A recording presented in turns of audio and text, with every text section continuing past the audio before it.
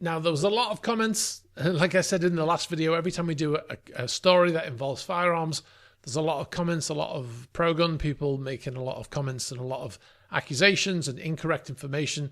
It's all over there. And then there's people responding to it who also believe the same incorrect information is true.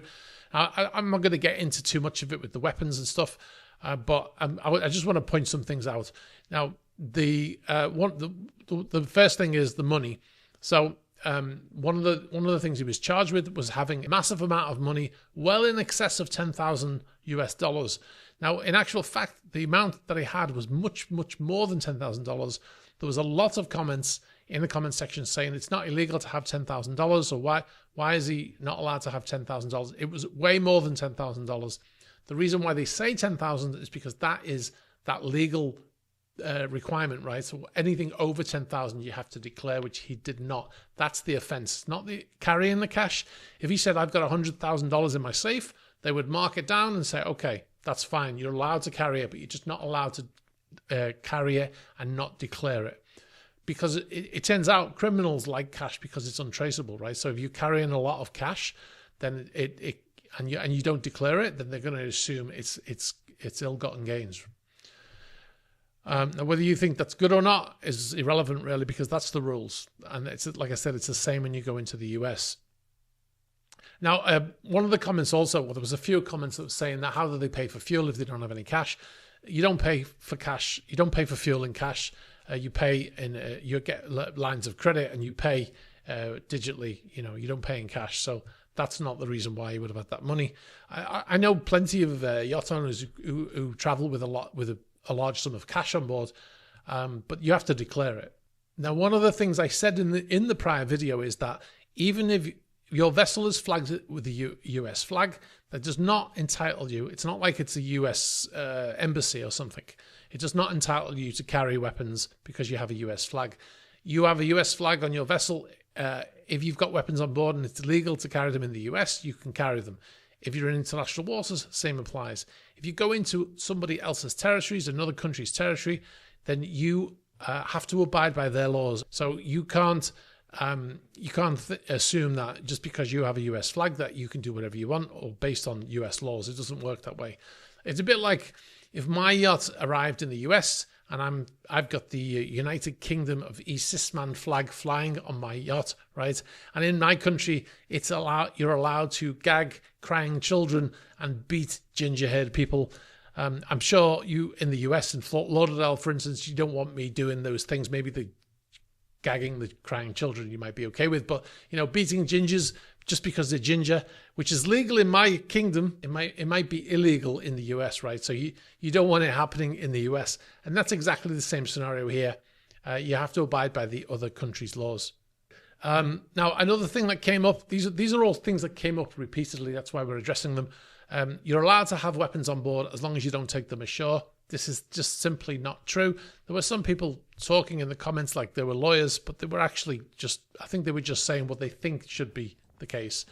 You cannot travel into another country and I mentioned in that video, when a yacht arrives in a port, it doesn't just sail in and dock. You have to do an arrival clearance before you get in there.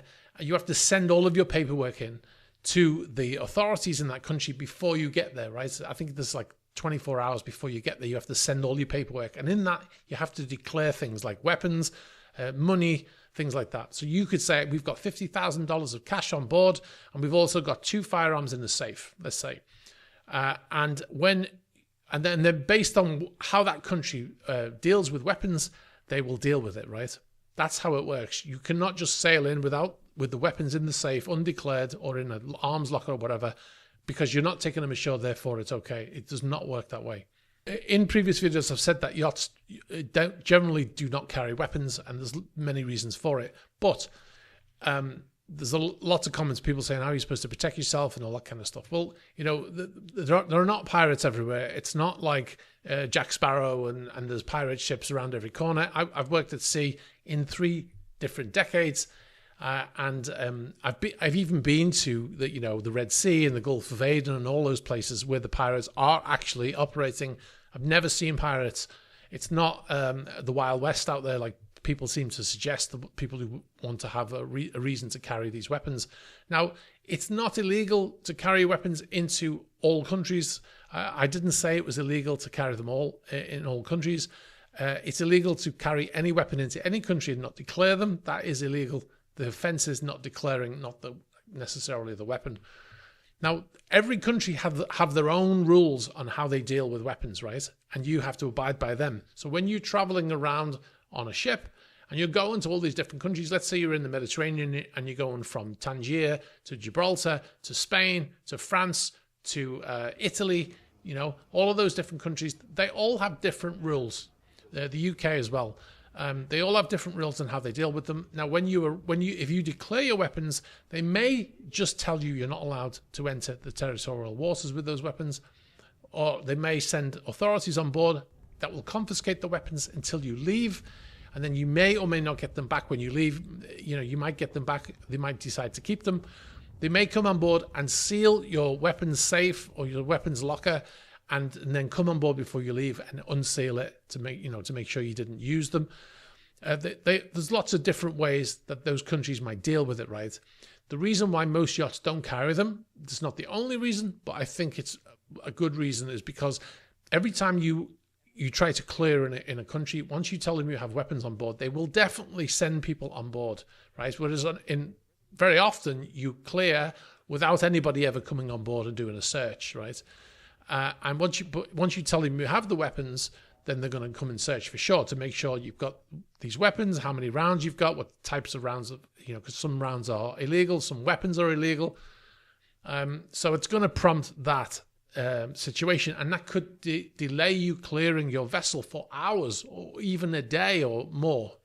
And that's the reason why most people don't carry them, because it's just a big pain in the you know what. And it will happen every single time you clear into a new country. That's the reason why people mostly don't have them.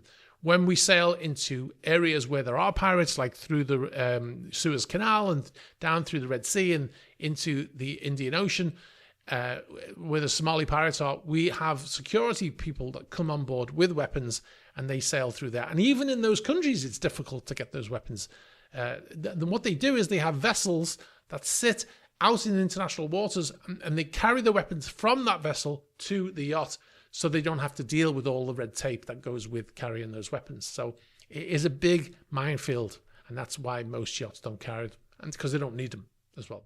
Hi, thanks very much for watching this video.